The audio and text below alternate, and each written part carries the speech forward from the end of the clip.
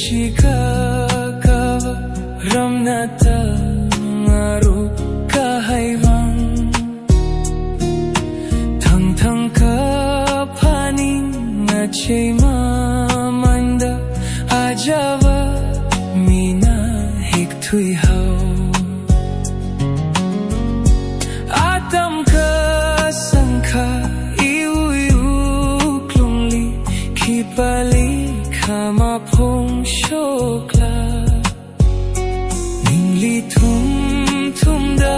leishika kava mangshongui rasa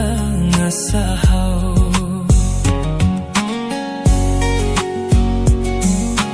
ningli thum thum da leishika kava ramnata ngaro kahaiwan thang ka phani ngachei mamanda ajawa mina hik thui hau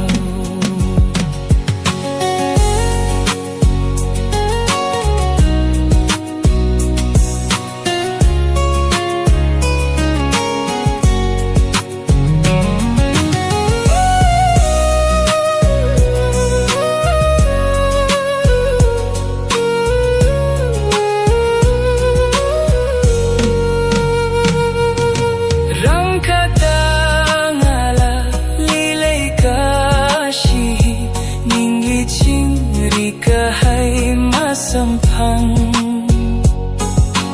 nana chi phungkha minawi photo ining chot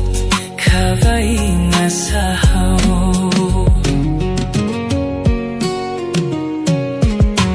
ningli thum thum da leishika kava ramnata ngaro kahaiwan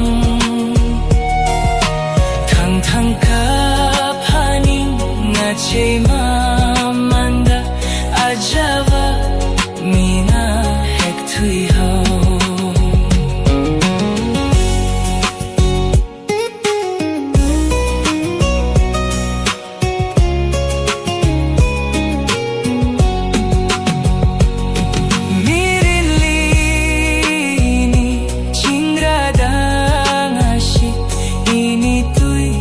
shit are mana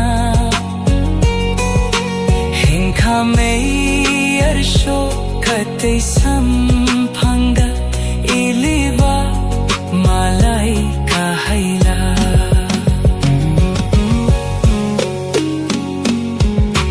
ningli thum thum da leishika kava ramnata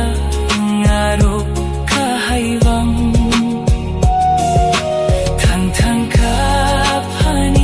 ngachei mamanda ajawa mina hik thui hau longkata chara mitma man laka iu ye na khan thui haira